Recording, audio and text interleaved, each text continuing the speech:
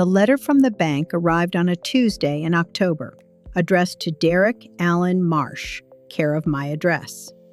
I almost didn't open it. 30 years as a notary public had given me a deep and sincere respect for other people's mail, and I set it on the kitchen counter and made my coffee and fed Gerald his morning grain and came back inside and looked at it for a long time before I picked it up again. The return address was Consolidated Midwest Lending. The envelope had been opened and resealed, badly, with a strip of tape that didn't quite line up. The kind of job you do in a hurry when you're hoping no one looks too closely. Someone had opened this letter and put it back. Someone in my house had opened this letter and decided to put it back and hope I wouldn't look. I am a retired notary public. I have spent 30 years watching people sign documents they didn't read, make promises they didn't understand, and hand over things they couldn't get back. I know what a resealed envelope means. I know what a letter from a mortgage lender means when the house in question has been paid off for 11 years and the deed is in your name alone, and your son has been living in your guest room for 6 months, telling you it's temporary. I opened it. It was a preliminary approval for a home equity line of credit. The collateral listed was 4417 Birchwood Lane, my address, my house, Harold's and my house, which we'd bought together 38 years ago and which had been mine alone since Harold died, free and clear, not a cent owed to anyone. The application was in Derek's name, my son's name. He had listed himself as the primary resident and property owner. I read it twice. I set it down on the kitchen counter. Outside, Gerald honked. 3 short, sharp blasts, the sound he made when something moved through his territory that he didn't trust. I looked out the window and saw nothing but the empty yard and the morning light coming through the oak tree. And I thought, 69 years old, and someone is trying to steal your house. Your son is trying to steal your house.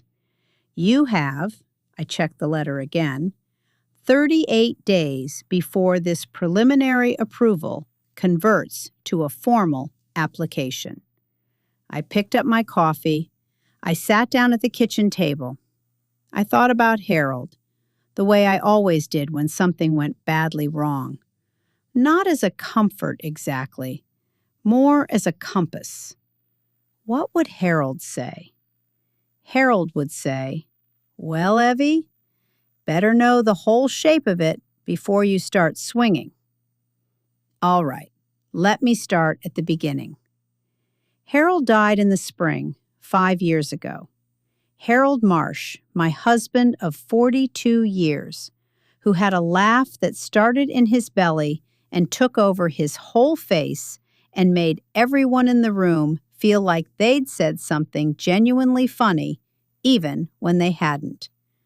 Who grew tomatoes with a personal investment that I found both endearing and slightly ridiculous.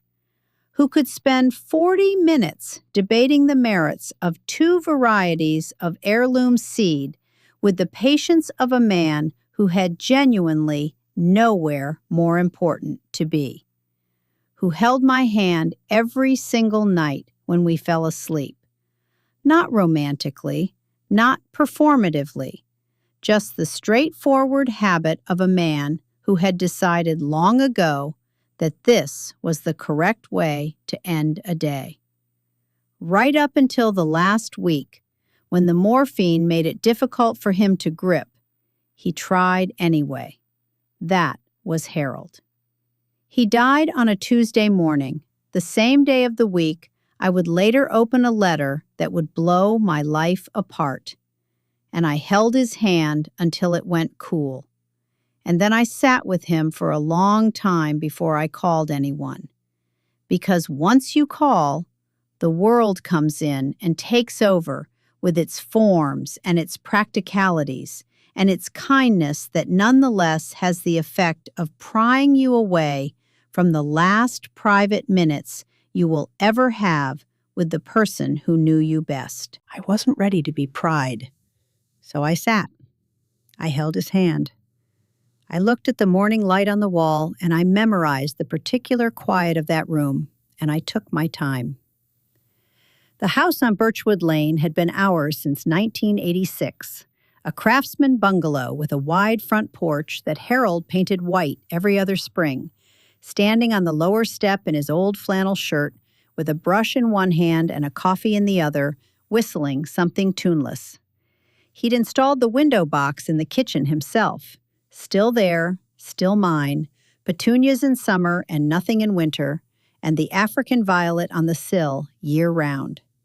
He'd given me the violet for our 30th anniversary with a card that said only, "Because you keep things alive." Just that. No elaboration, no flourish. That was Harold, who said the exact necessary thing and stopped. I had kept it, all of it. The porch, the window box, the violet, the yard and what grew in it, the house that held all the years. Gerald had been Harold's idea. He'd read somewhere, this was Harold exactly, always reading something, always arriving home with a new conviction based on something he'd encountered in an article or a catalog or a conversation at the hardware store, that geese were better than dogs for keeping deer out of the garden. He'd come home one afternoon with a gosling in a cardboard box and named him immediately, with the certainty he brought to things that other people would have considered carefully. "That's Gerald," he said, lifting the gosling out and holding it in both hands. The gosling honked, thin and indignant. "See," Harold said, "he's already got opinions." Gerald grew into a large Chinese goose with a wingspan that genuinely startled people who weren't expecting it.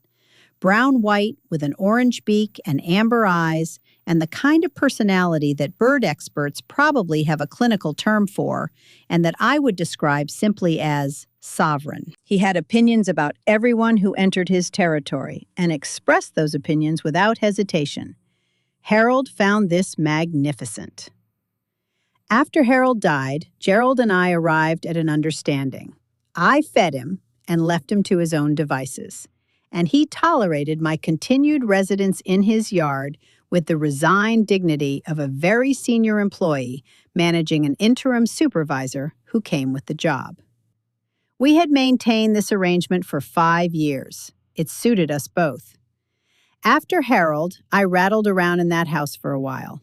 I'd retired from the notary practice 2 years before his death, which I'd thought was good timing. Travel, I'd said, projects, time, and which turned out to be isolating in ways I hadn't anticipated. The work had given my days a shape I hadn't appreciated until it was gone. I found the shape again, slowly. The Mosaic Art Club that Patricia Vane ran from her converted garage across the street, which had been going for years and which I'd always meant to join, and which turned out to be one of the better decisions of my post-Harold life. The elaborate cooking that one person couldn't possibly require, but that kept my hands busy and my mind occupied, and occasionally resulted in something genuinely excellent. The garden, Harold's garden, which I'd maintained out of loyalty, and which had, over 5 years, become mine in a way I hadn't expected, so that I now had opinions about heirloom tomato varieties that I was fairly certain Harold would have found deeply satisfying. And the Sunday calls with Derek. 7 o'clock, before the evening news, Harold's habit, and then mine. Derek would talk about the county clerk's office, the district management, the bureaucratic rhythms of public administration, and I would talk about the garden and Patricia and the Mosaic Club and whatever Gerald had done that week to establish his position in the neighborhood. And we would check in on each other's well-being in the careful, slightly formal way of people who love each other without being naturally demonstrative about it. Derek had always taken after the Marsh side in this. The Marsh men were not people who named feelings easily or often. What they had instead was reliability. Harold had been the most reliable person I had ever known. I had believed for a long time that Derek shared this quality. I had been wrong, but I didn't know that yet. In those 5 years of Sunday calls, I only knew that my son was doing all right and called on Sundays and seemed, in the careful way I could assess at 7 o'clock through a phone, to be building a reasonable life. That was enough. That was, I thought, what I had. Derek met Colette Voss at a conference in Cincinnati, some kind of regional administrative summit, the details of which I never quite pinned down. She was Belgian by birth, had been in the country on a series of visas that had transitioned into something more permanent through mechanisms she described differently each time I asked, which I noticed and set aside in the same mental drawer where I put things I wasn't ready to examine. She was 37 when I first met her, dark-haired, sharp-featured, with cheekbones that photographs tended to emphasize, and eyes that were a particular shade of gray-green that looked different in different lights. She was beautiful in the way that some people are beautiful as a matter of architecture. You could see it from a distance without needing to decide whether you liked it. She entered my house for the first time the way she entered every space I would ever see her enter. Ahead of the information, ahead of the introduction, with her eyes already moving. Not obviously, not in a way that would have registered on a security camera or alarmed a stranger, just the slight, systematic way her gaze traveled the room while her smile and her conversation were directed at the person in front of her. I noticed it and told myself I was projecting. I told myself I had been alone for 3 years and was probably out of practice with reading people and should give her a chance. She brought white lilies to that first dinner, the kind of lilies that appear at funerals.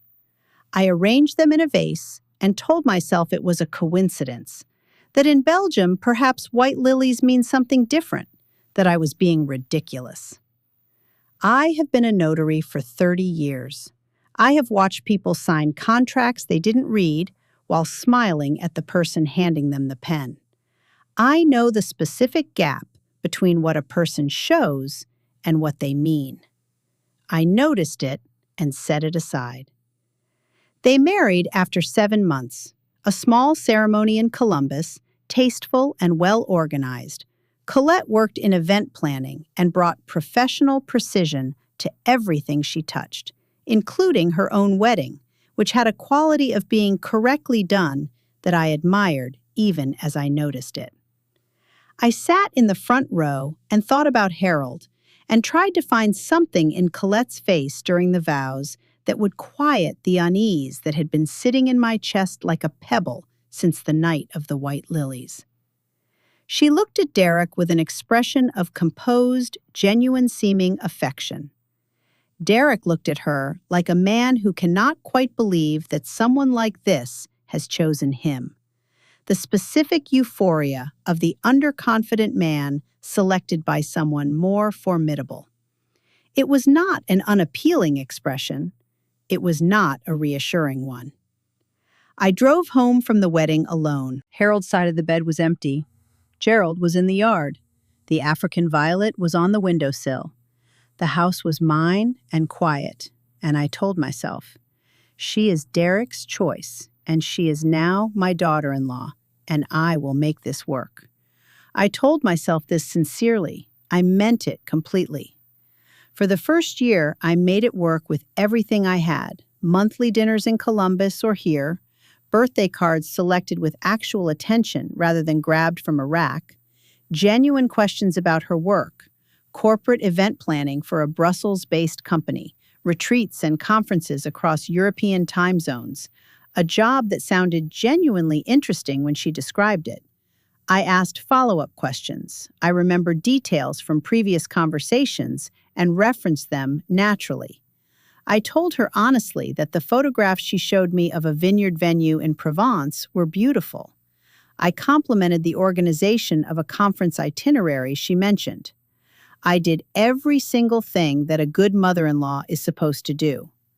Colette was pleasant in return, consistently, professionally pleasant, engaged, appropriately warm, present in the way a good guest is present. There was a quality underneath the pleasantness that I couldn't name exactly. The sensation of a door that swings smoothly and closes correctly, and yet somehow doesn't quite seal. I kept looking for what was behind it.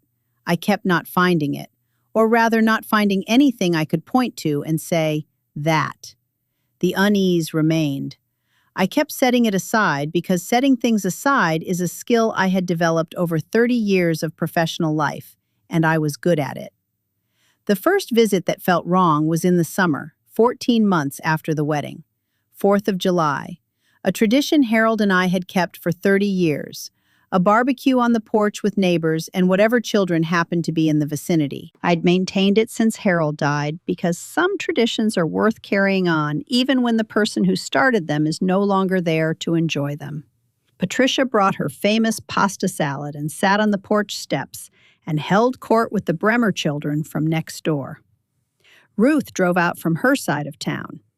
Gerald patrolled the yard fence with the magnificent disdain he reserved for crowds. Colette was charming at the party. She talked to Patricia with ease, asked Ruth about her nursing career with apparent interest, helped me carry plates without being asked. And then at some point in the mid-afternoon, I came around the side of the house and found her at the far corner of the backyard, near the fence, taking photographs of the house exterior. Systematic photographs. The south side, then the east, then repositioning to get the full width of the rear.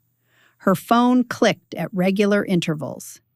She hadn't heard me come around the corner, and I stood and watched her for perhaps 30 seconds, long enough to see that she was moving along the fence line with a specific coverage pattern, not the casual documentation of someone who finds the house charming, but the methodical recording of someone who needs to know the dimensions. I said nothing. I went back to the porch. I put the bowl of chips down on the table and said something to Patricia about the heat. And Patricia responded about the heat.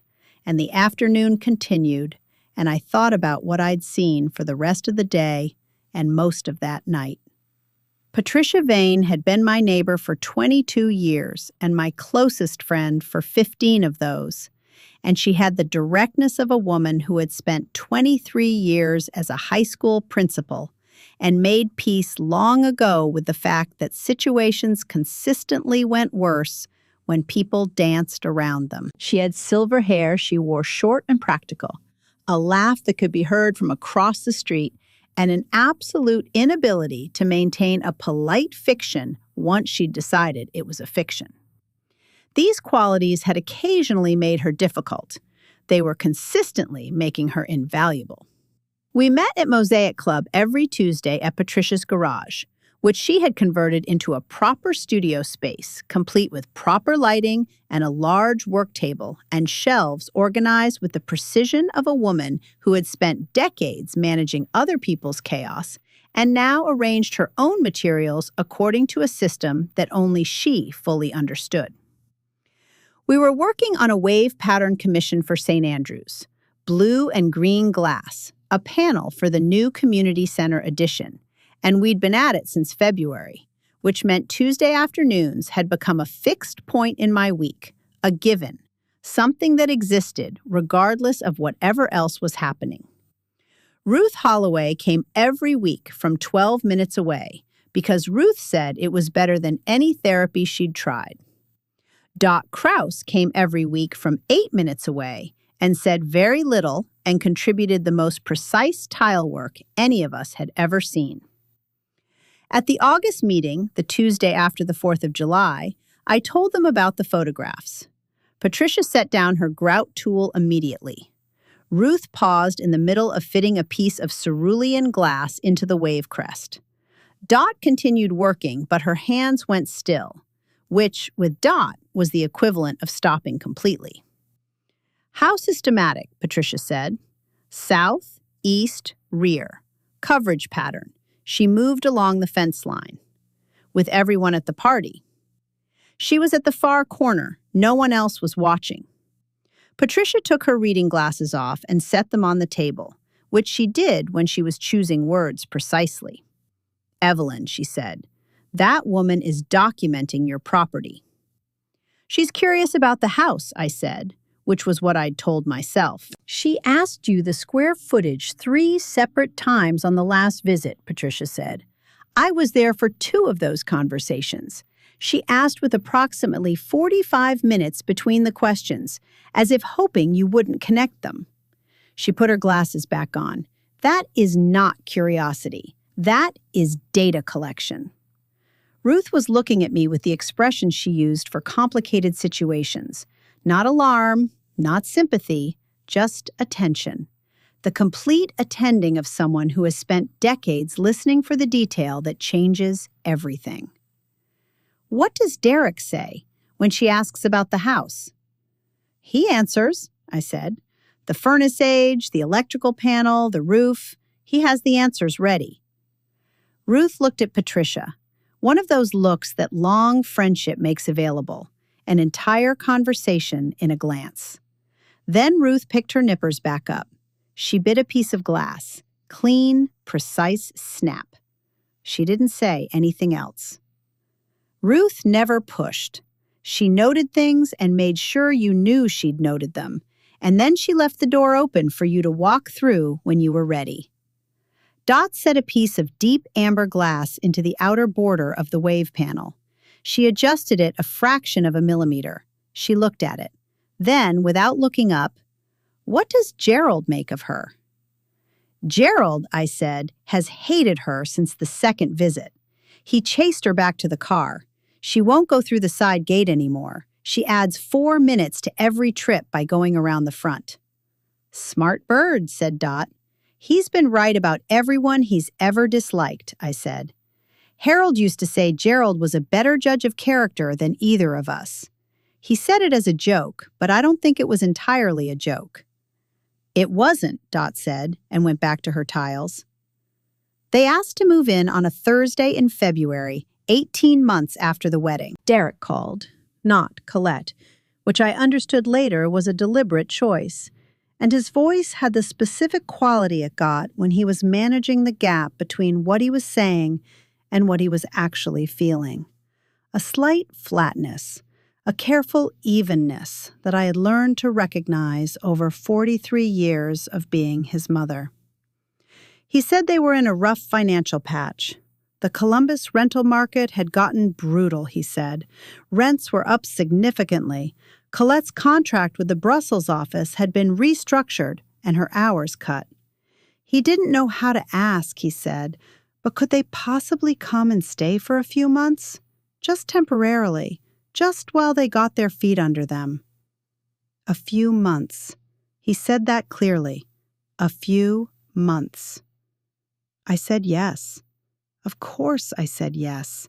He was my son. And the house had 4 bedrooms, and 3 of them had been empty since Harold died. And a few months is what family does when family needs it. That is the point of family.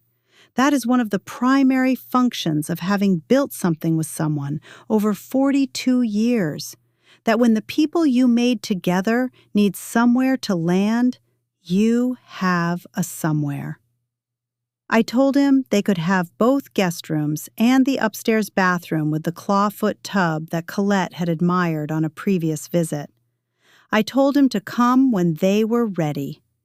He thanked me with a warmth that was, I understand now, partly genuine and partly the relief of a man for whom the hardest part was asking, and the asking was done.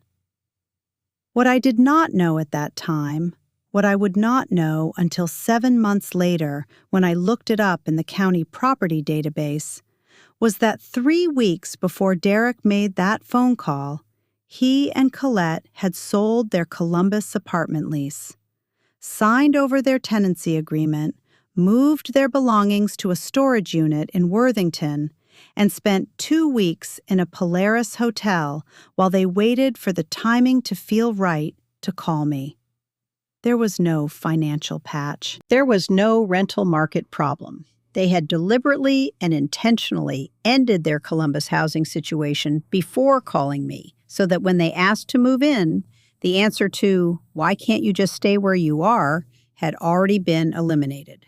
You cannot take back a move when there is nowhere to move back to.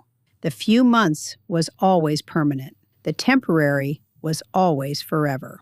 This was the plan. Not a plan that developed over time, not a situation that spiraled, a plan, with steps, executed in order. I know this because I am the kind of woman who eventually looks things up, because I have spent 30 years making certain that records are accurate and accessible, and I therefore know, better than most people, that the records are there and they tell the truth.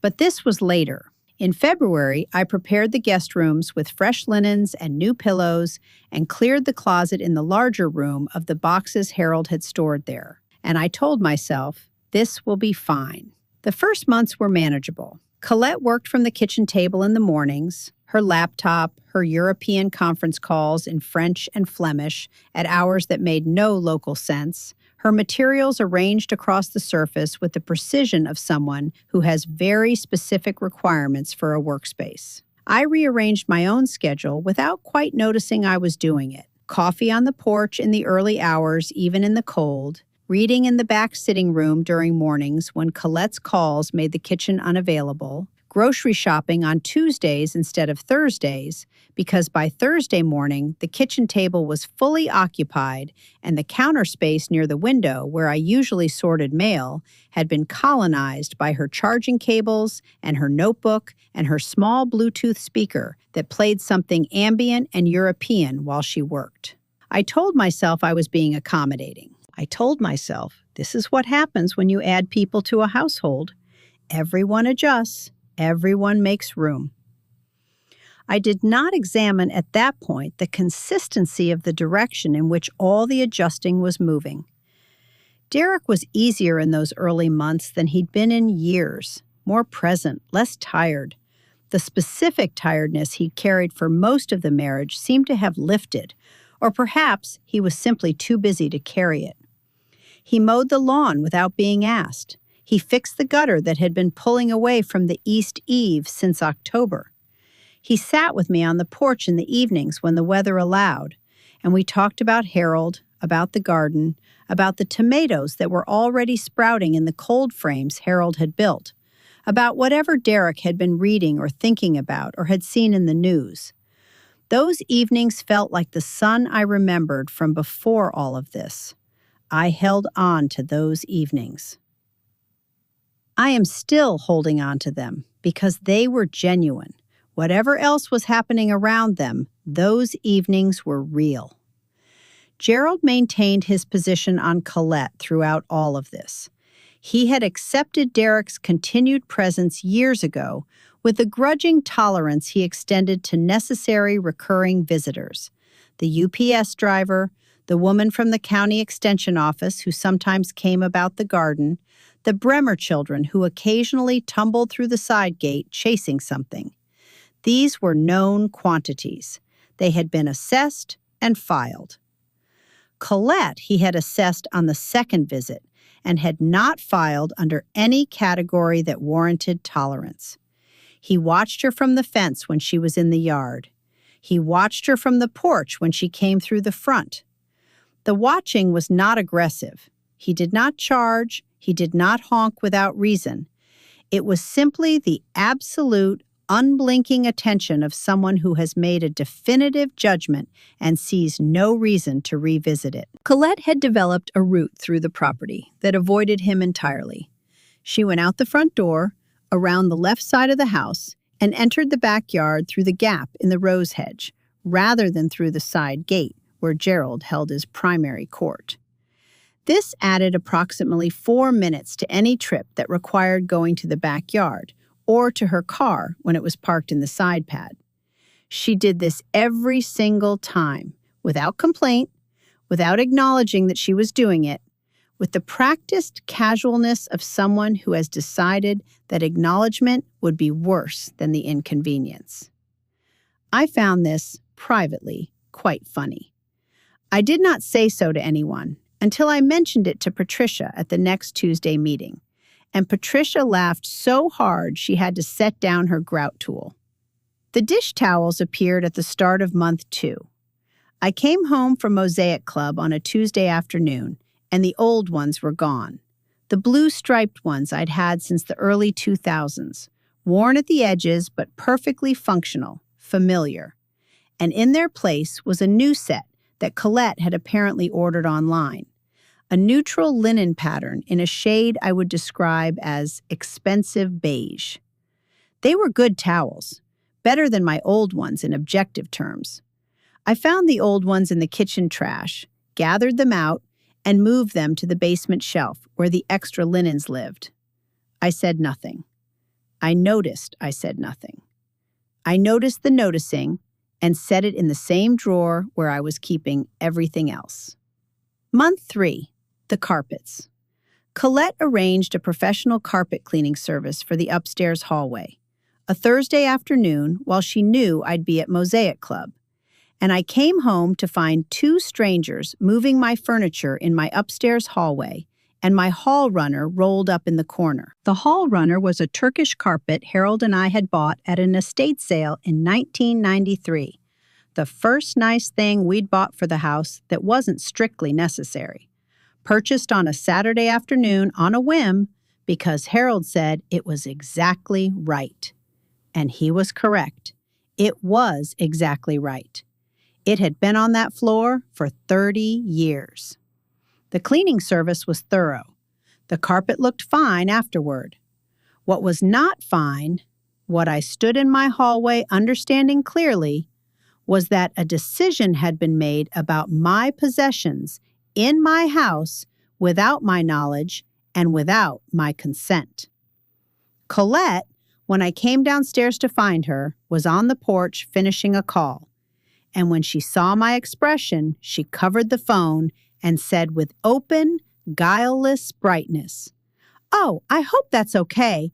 I've been meaning to arrange it for a while, and I thought while you were out—" The smile. The open, beautiful, apparently genuine smile. I said, "Of course, it looks wonderful," and went to make dinner, and noticed that I had said, "Of course it looks wonderful," and set it in the drawer. Month 4, the bathroom. I came home on a Wednesday afternoon to the smell of paint, the particular sharp smell of fresh wall paint that hits you before you've even gotten your coat off. Drop cloths on the hallway floor outside the guest bathroom. Colette inside with a roller and a gallon of Benjamin Moore Stonington Gray. She'd been at it since morning. The trim was already taped, the ceiling edges already cut in, the south wall already half covered. The butter yellow walls that Harold and I had chosen together in 1994, standing in the hardware store with paint strips fanned out between us, Harold saying, that one makes the room feel like morning," were gone on one side and going on the other. I stood in the bathroom doorway. Colette turned, saw me, smiled the way she always smiled, open, warm, apparently delighted to see me. "Oh, I hope you don't mind. The yellow was just a bit dated. I thought this would be so much cleaner, and I genuinely enjoy painting, so it's no trouble at all." I looked at the drop cloths on Harold's tile. I looked at the half-gray, half-yellow walls. I looked at Colette with her roller in a room that had been butter yellow since before Derek graduated high school. And I felt something that was not yet anger, not quite yet, but was standing with its hand on anger's door. "It's your bathroom while you're here," I said. "You're so patient, Evelyn, really." I went to the porch. I sat in Harold's chair. Gerald came to the fence and stood beside me, enormous and solid and warm in the cold afternoon air, and I put my hand on his back and felt him settle and thought, The goose is right. The goose has been right the entire time. That night, I called Patricia. She painted my bathroom gray, I said. A brief silence. Without asking. Without asking. The bathroom that's been yellow since 94. Another silence. Then, in the careful voice Patricia used when she was saying something she'd been thinking about for a while, Evelyn, I need you to hear me say something directly. What she is doing is not the behavior of a difficult houseguest. What she is doing is a rehearsal. Every dish towel she replaces, every service she schedules, every color she changes, she is practicing being the woman of that house. She is rehearsing ownership. Do you understand the difference I'm making? I was quiet for a moment. The African violet was on the windowsill in front of me. Outside, Gerald was a dark shape moving along the fence. Yes, I said. I've understood for some time. I've been trying to find a reason to understand something else. I know, Patricia said.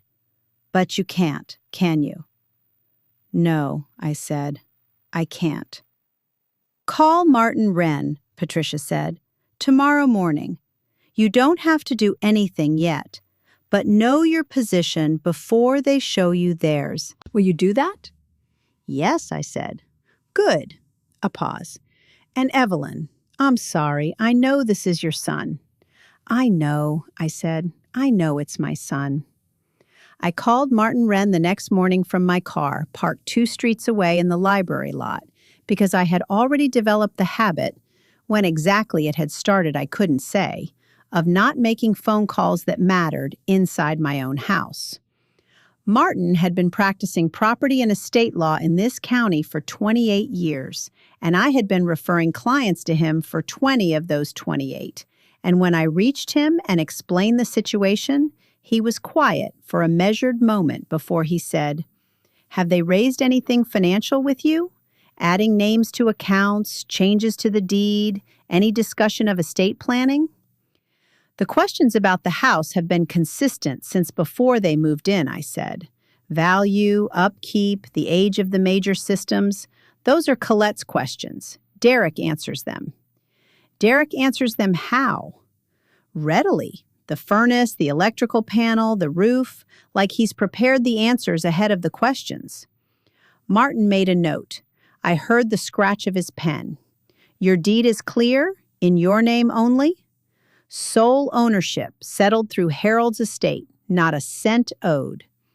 Don't move it, don't change it, and if anyone puts anything in front of you to sign that involves this property, anything at all, call me before you touch it. He paused. Watch your mail, Evelyn. Anything from lenders, title companies, names you don't recognize. Watch carefully. I will, I said. And if something changes, don't wait. I watched the mail.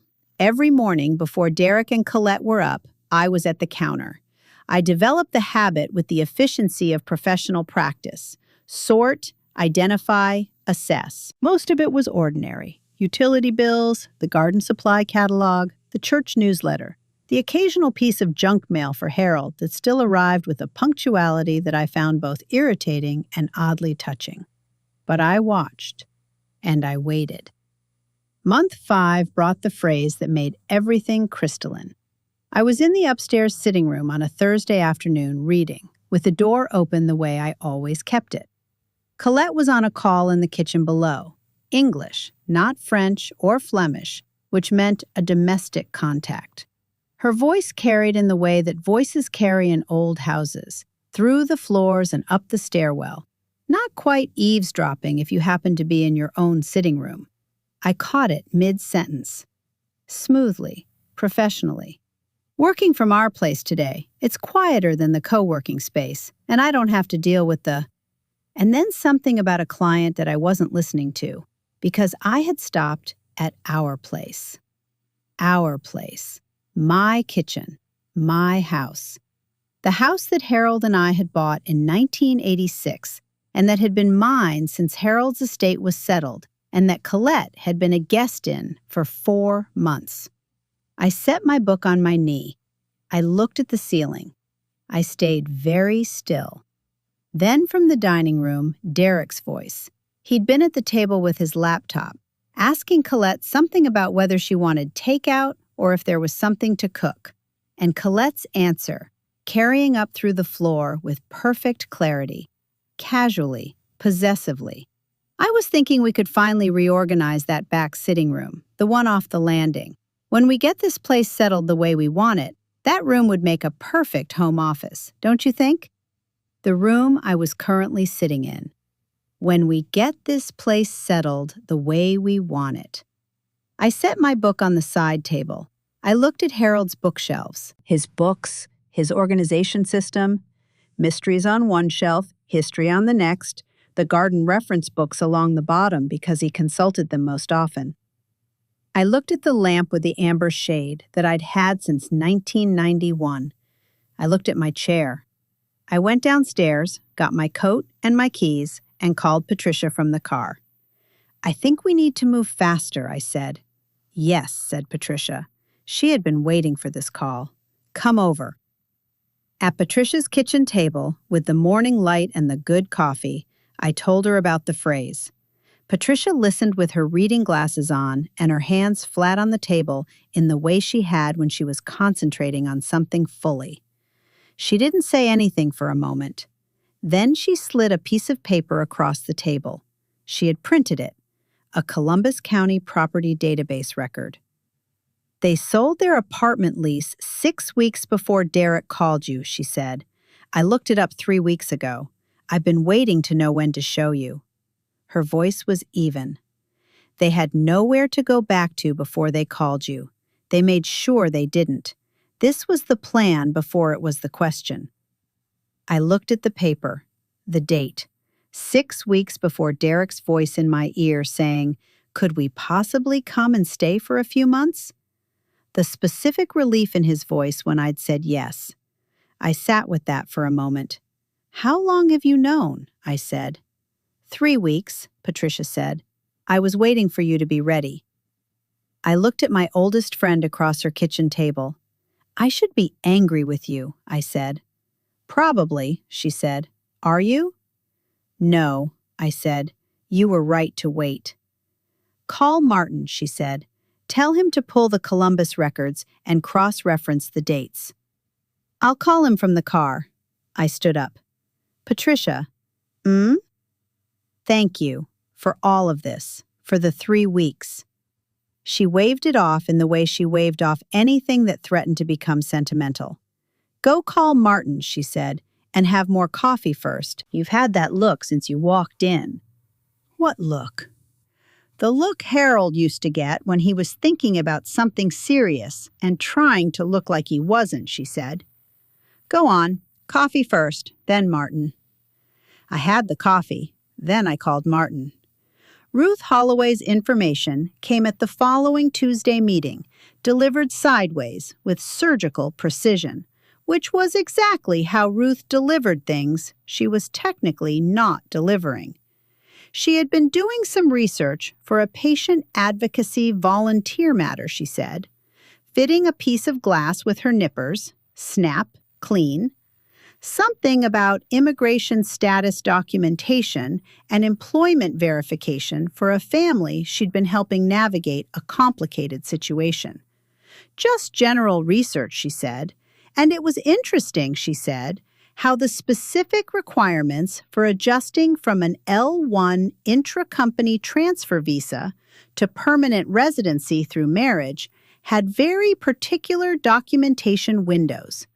The L1 had to have been active, she said, and the sponsoring employer's U.S. entity had to have been operational at the time of filing the adjustment application.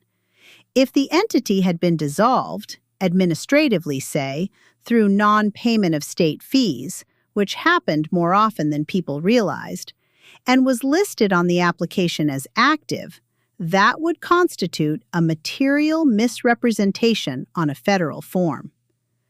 The room was quiet except for the sound of grouting. "Ruth," I said. "Hmm?" She was looking at her tile. "How general is your general research?" She looked up.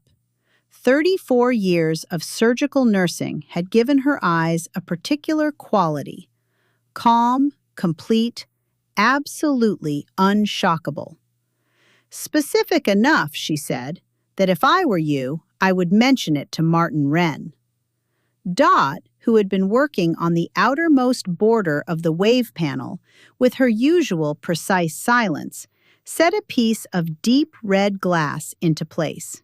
She looked at it. She adjusted it 1 millimeter to the left. Then, without looking up, "Gerald has known all of this since February." "He has," I said. "He always knows," Dot said. "That's the thing about geese. No capacity for self-deception. No investment in the story being different from the truth." She picked up the next piece. We could all learn something. I called Martin from my car that afternoon. He listened to the visa information with the careful attention he gave to everything, and when I finished, there was a brief silence and then, "I'll look into this, quietly, very quietly." His voice had a specific quality it got when he'd been handed something useful. Not excited, just reoriented, like a compass settling on a new direction. "This is significant, Evelyn, depending on what I find." "I know," I said. "Don't mention it to anyone else." "I haven't." "Good," he said. "I'll be in touch." Month 6 was when Derek asked me to leave my own house. He came to me on a Saturday morning. Colette was upstairs behind a closed door on a call. I could hear the murmur of her voice through the ceiling. And he sat down at the kitchen table, and his voice had the quality I'd been hearing in it for weeks. The slight, careful flatness of a man who is saying a thing he has practiced. He said Colette hadn't been sleeping well. He said living with 3 people in one house was more complicated than they'd anticipated. More noise, less privacy. Colette needed quiet to work, and it was affecting her concentration. He said he thought it might help everyone if I could maybe stay at Patricia's for a week or 2, just while they got settled, just temporarily. His eyes were on the kitchen table while he said this, fixed on the grain of the wood the way someone fixes on a point to maintain their balance. I looked at my son.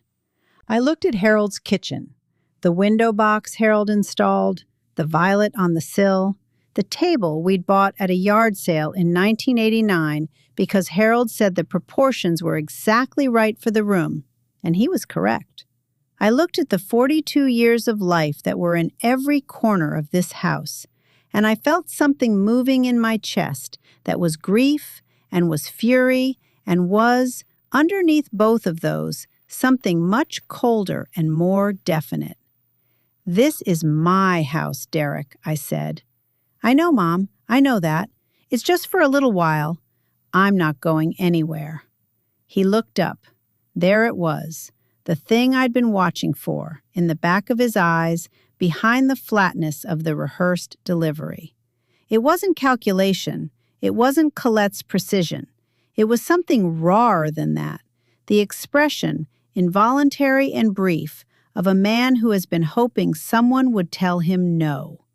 Relief. A flicker of genuine relief, as if a door had opened somewhere. It lasted less than 2 seconds before his face went careful again and he looked down. "Colette really needs—" "What Colette needs," I said, keeping my voice exactly even, the professional voice I'd used for 30 years of document signings, "is to sleep in my guest room and be grateful for it. As do you." I pushed my chair back and stood up. "I'm going to Patricia's for Mosaic Club. I'll be home at 2.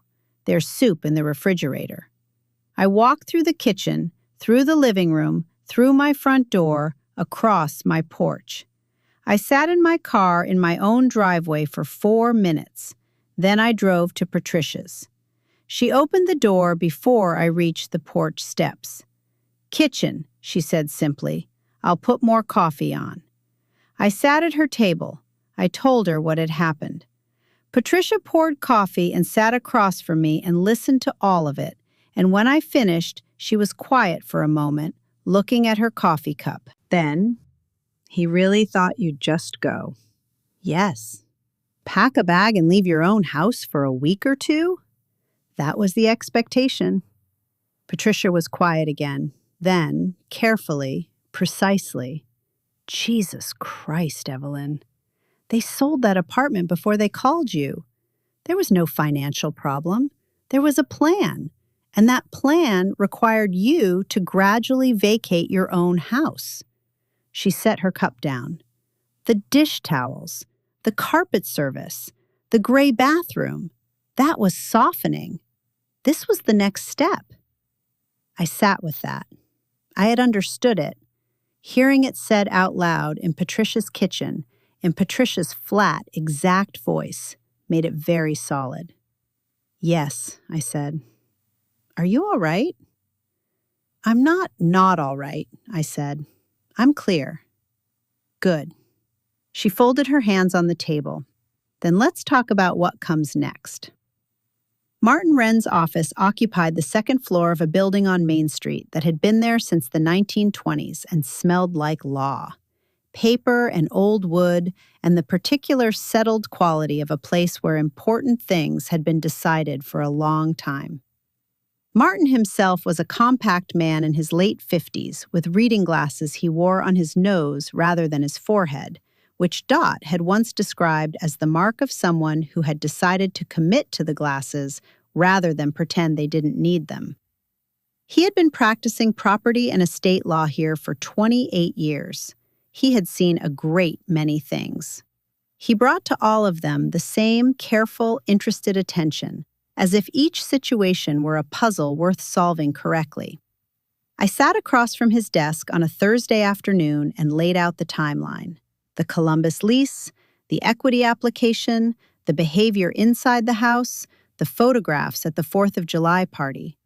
Martin listened with his pen in his hand and his reading glasses on, and his face doing nothing in particular. When I finished, he said, "The equity application is the most actionable item. It's a fraudulent representation to a lender. He listed himself as the property owner on a property he doesn't own. That's bank fraud. It's also very useful." He set his pen down. "The Columbus lease transfer. That establishes premeditation. The plan was in place before they moved in." "Yes," I said, "and you want—" He paused in a way that meant he wanted me to say it clearly. "I want my house," I said.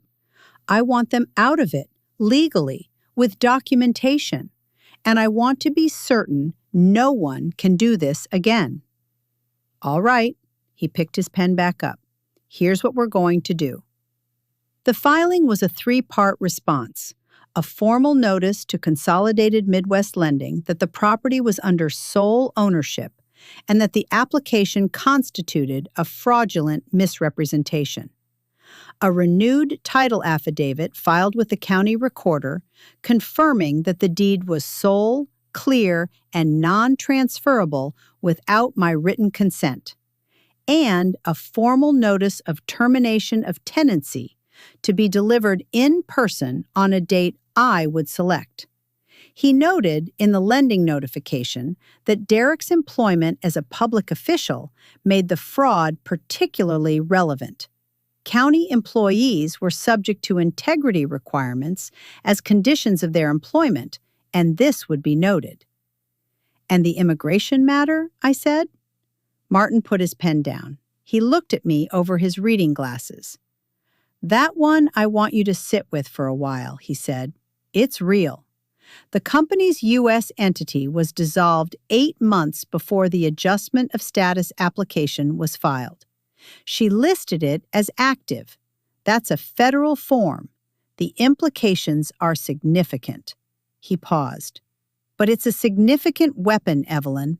Once it's used, it can't be unused. There are consequences that go beyond Colette. It affects Derek. It affects anyone who's around them. I want you to be certain before we go there." I thought about this. I thought about the flicker of relief in Derek's eyes when I'd said I wasn't leaving. I thought about what Harold had said in the dark all those years ago. "I'm not sure he can tell the difference between being pushed and being pushed over." "Set it aside," I said. "Keep it ready. Let's do the house first and see what happens." Martin nodded. "That's what I would recommend." He slid the documents across the desk. "Sign here, here, and initial at the bottom." I had spent 30 years helping other people sign documents. I picked up Martin's pen, and I signed my own. I came home from Martin's office on a Thursday afternoon and found Colette in my study. Not at the doorway, inside it, behind the desk, with the middle drawer open. She turned when she heard me in the hallway. The drawer was open. She smiled, the full, open, beautiful smile. "I was looking for a pen. I hope you don't mind." There was a pen holder on the desk. It had been there since 2003. It was directly in front of her, in plain sight, containing 7 pens. I stood in the doorway and looked at the open drawer and looked at Colette. My professional files were in the locked cabinet in the corner. 30 years of notary records, organized and cross-referenced. The locked cabinet, as far as I could see, was still locked.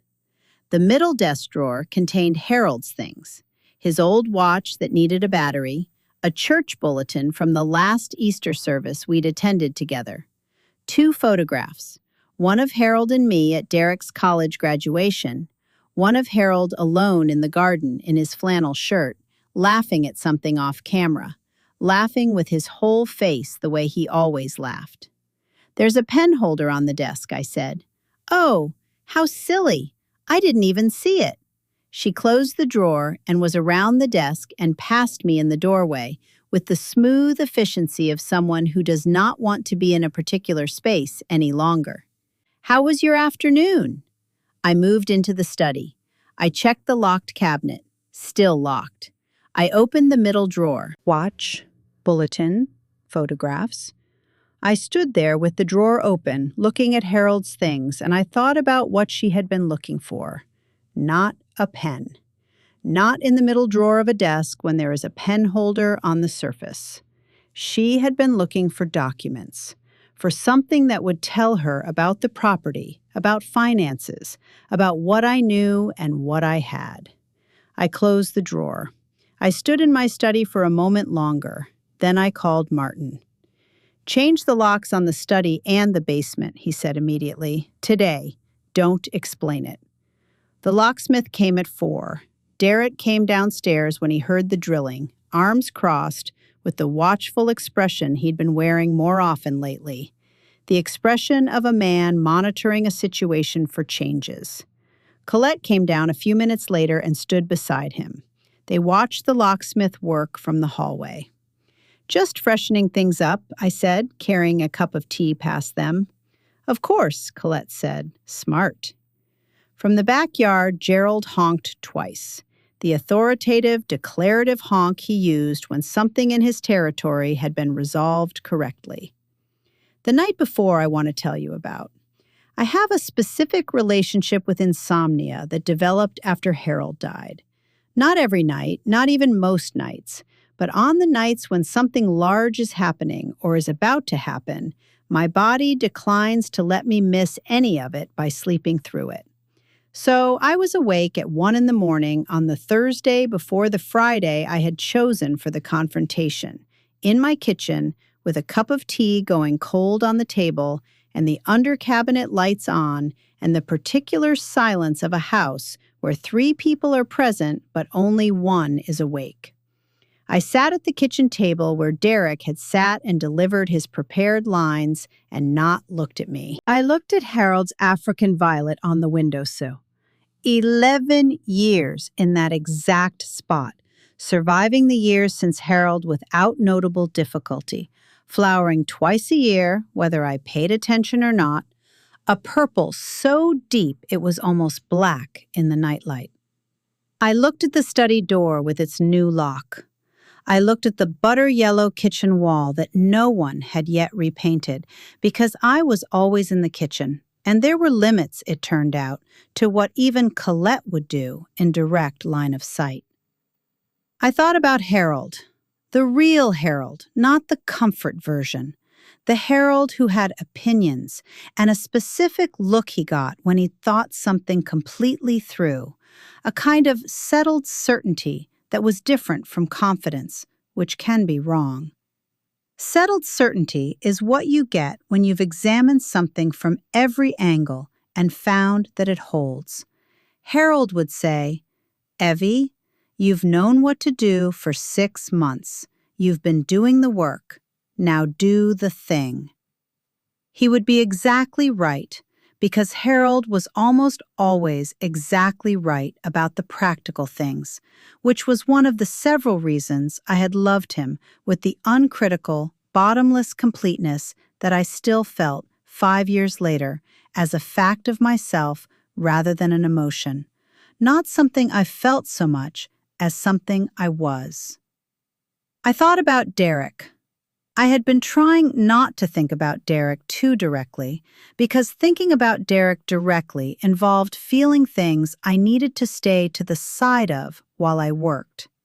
But now I let myself think about him, about the specific flash in his eyes when I told him I wasn't leaving, the relief, involuntary and brief, the expression of a man who has agreed to something too large for himself and has been hoping someone would stop it. A man who has been pushed and has gone along because going along felt like the path of least resistance, and because some part of him had wanted to believe in the plan, had wanted the house and the stability, and had let himself not look too closely at what the plan required of him. Both things could be true simultaneously.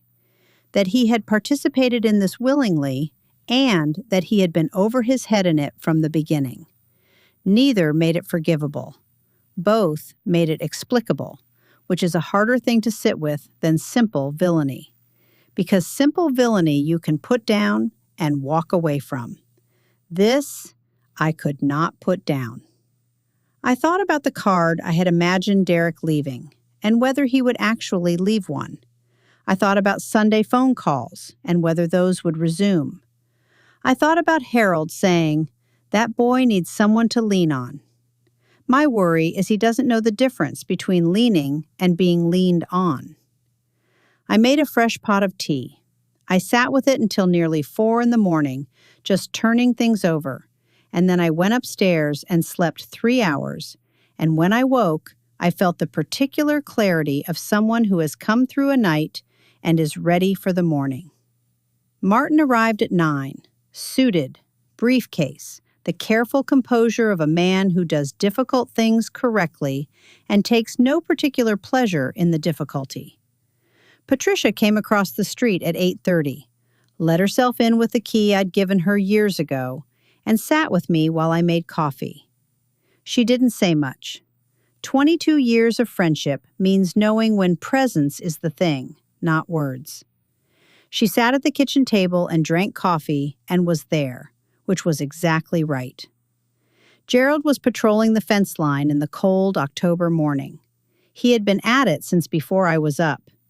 He moved along the fence with his characteristic deliberateness, pausing at each post, surveying his territory, finding it satisfactory, and moving on. I watched him from the kitchen window while I waited for the coffee to finish and thought, the bird has been right this entire time. The bird knew first. Derek and Colette came downstairs at 9:15. They found me at the kitchen table with Patricia beside me and Martin standing near the window with his briefcase open. And the look on Derek's face when he registered Martin was a specific thing. Something behind his eyes collapsed quietly, rearranged, went still. He knew. Of course he knew. He had been watching me watch the mail for weeks. Colette's eyes moved.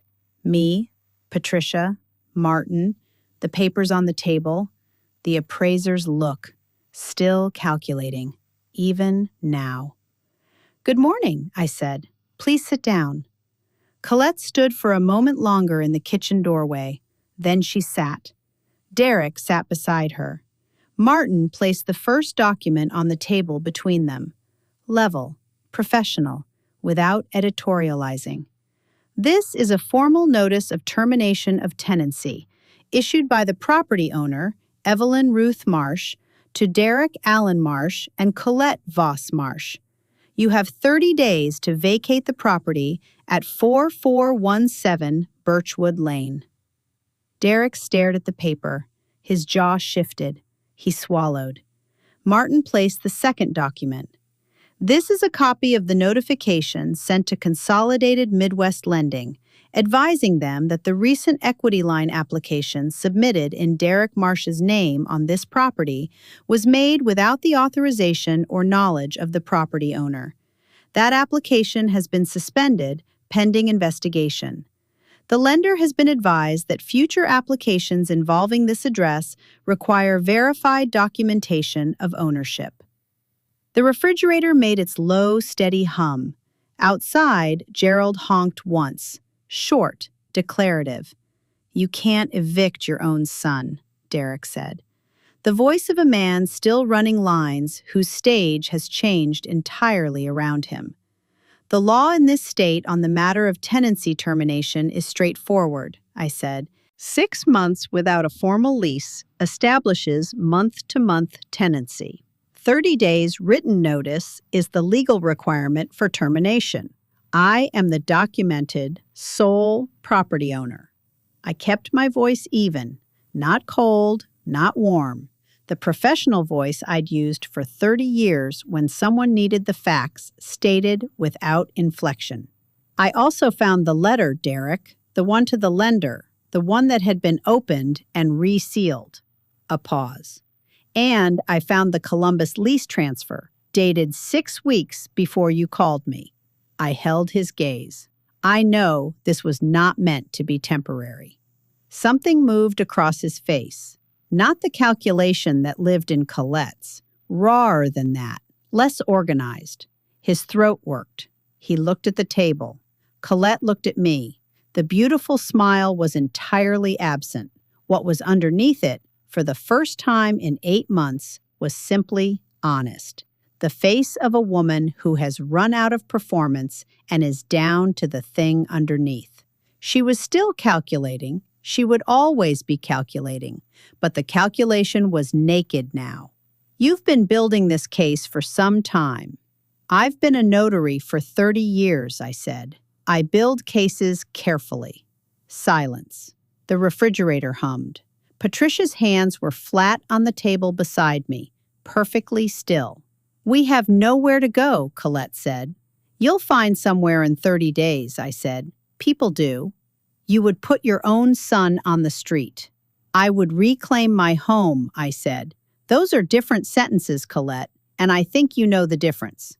She looked at me for a long moment. I held her gaze because I had nothing left to be afraid of, and she could see that I had nothing left to be afraid of, and I genuinely believe that was the moment the plan finally died for her. Not when Martin filed the lender notification, not when the application was suspended. Now, when she looked at me and found no purchase anywhere. Martin slid his card across the table. "Any procedural questions can be directed to me." From the yard, Gerald honked. 3 short, authoritative blasts, exactly as he did when something in his territory had been definitively resolved. Patricia, beside me, made a sound that was entirely controlled and was almost certainly a laugh. Derek tried twice more in the days after. The first time was a Sunday evening, Derek alone, a knock at the sitting room door. He came in and sat across from me, and I gave him coffee, and for a long time, neither of us said anything. The silence between us had the quality of something very old being turned over very carefully, looking for the place where it had first gone wrong and whether that place could be found and named. He sat with his hands around his cup and his eyes on the table for a long time. "Mom, I didn't think it would go this far." I looked at my son, at Harold's coloring and Harold's jaw, and the specific tiredness around his eyes that was not Harold's, but entirely Derek's own. The tiredness of a man who has been making choices that don't fit him for a long time and has known it and kept making them anyway. "Which part?" I said. "Any of it." "Did you know about the equity application, the bank letter?" The pause was too long by several seconds. "She asked me to sign some things," he said at last. "She said it was financial planning documentation. I didn't read them carefully." "Derek, I know. You're 43 years old." He looked at the table. He looked at it with the specific expression of a man who has been shown the exact size of himself and is trying to figure out what to do with the information. Something in his face that was not calculation and not performance.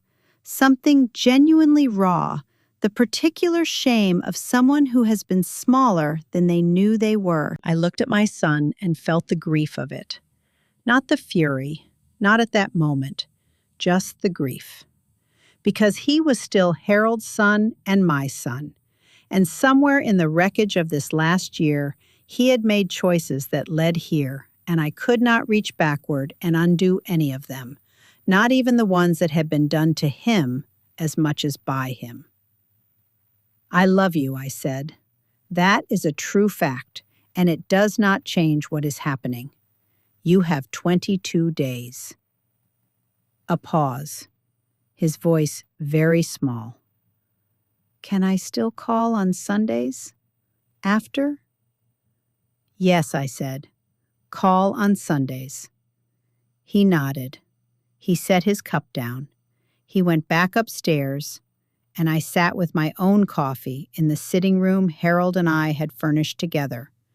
And I let myself feel the grief of it completely, all at once, because I had been managing it at arm's length for months, and I was tired of managing it. I let it be the size it was. Then I set it down and went to bed. The second attempt was Colette, 2 days later, alone. She came into the kitchen when I was there, and she sat across from me, and she had the whole performance back in place. The warm eyes, the soft voice, the beautiful smile, the persona restored with professional skill. She was very sorry, she said. Things had gotten out of hand in ways she hadn't anticipated. She'd only wanted stability, she said, for Derek, for their life. She hoped I could understand. Could we perhaps start over? I looked at her across my kitchen table. I thought about the desk drawer, the resealed envelope, the systematic photographs at the 4th of July party.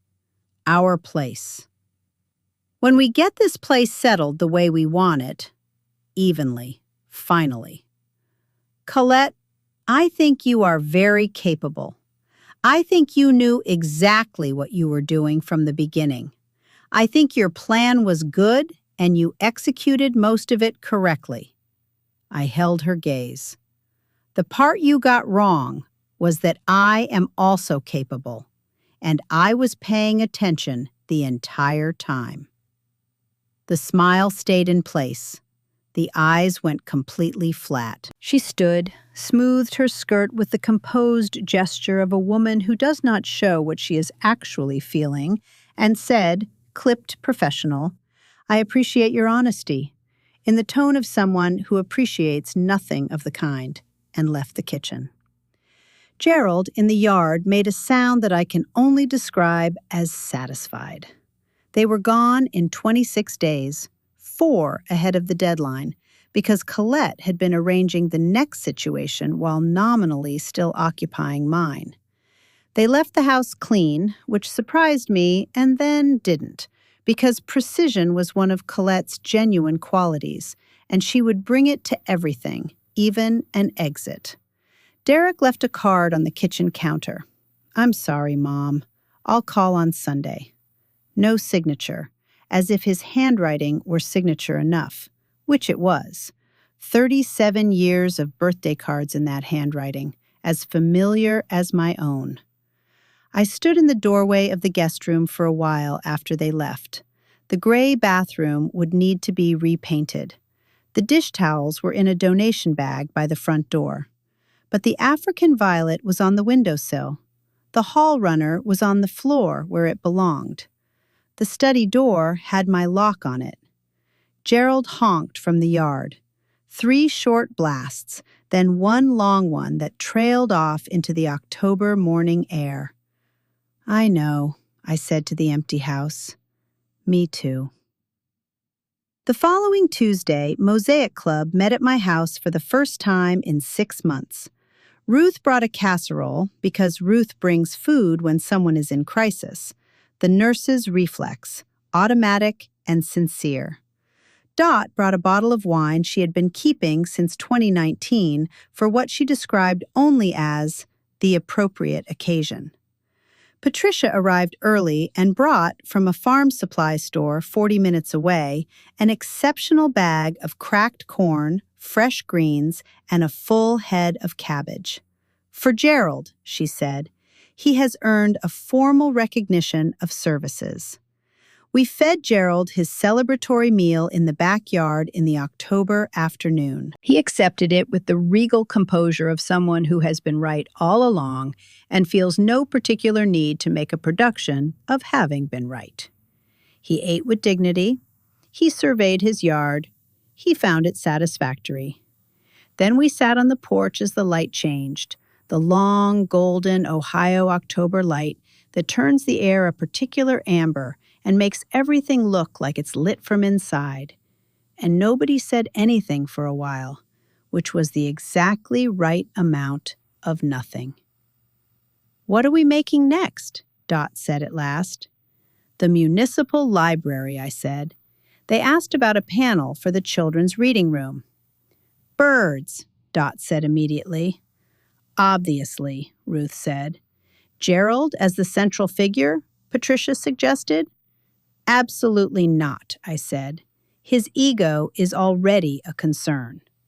From the fence, Gerald honked once, with authority. Patricia topped off the wine glasses.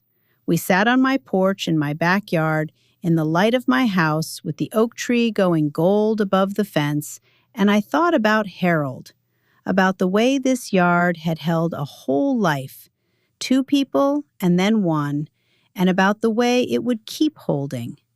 The African violet was visible through the kitchen window, catching the interior light, purple dark, exactly where it had always been. Martin called 10 days after they left. Derek's employer had been made informally aware of the lending application discrepancy, not by Martin directly, but through the processes that occur when bank fraud investigations proceed, even quietly. Derek had resigned before any formal action. Martin relayed this without editorializing. I listened without editorializing. What Derek did with his professional life next was up to Derek. Colette's immigration paperwork was under administrative review. The information had traveled through proper channels, as information does when the right people have been given it. What the review would ultimately determine, Martin could not say. It would take time. Time, it turned out, was a thing I had. Derek called on a Sunday, 3 weeks after they'd left, 7 o'clock, exactly when he was supposed to. We talked for 45 minutes. He asked about the house, about the garden, about whether I'd gotten the storm windows in before the weather changed. He asked about Gerald. He did not ask about Colette, and I did not bring her up, and we navigated around the space between us the way you navigate a room where the furniture has been rearranged, and you're still learning the new positions. At the end, he said, quietly, "I'm sorry, Mom. I know it's not enough." "It's a start," I said. A silence. Then, "How's Gerald?" Gerald, I said, is excellent. He laughed, briefly, genuinely, the laugh that came from Harold's side and that I had not heard from Derek in a very long time. The laugh that started somewhere in the belly and didn't try to be anything other than what it was. Tell him I said hi. I will, I said. I'll tell him you said hi. I hung up and went to the kitchen window. Gerald was on the fence line in the late afternoon light, doing exactly what he had always done. Deliberate, self-possessed, certain of his territory and his purpose and the rightness of his position in it. Derek says hi, I told him. Gerald turned. He regarded me with one amber eye, with the complete, unhurried attention of someone who has no need to pretend. Then he turned back to his fence. He had, as always, his own opinion about it. The house on Birchwood Lane stood exactly where it had always stood. Harold's African violet was on its windowsill. The October light came through the oak tree in long golden strips across the kitchen floor. I made a pot of coffee and sat down at my own table and drank it while it was still hot. It tasted like coffee. Good, strong, hot coffee, which was, all things considered, entirely enough.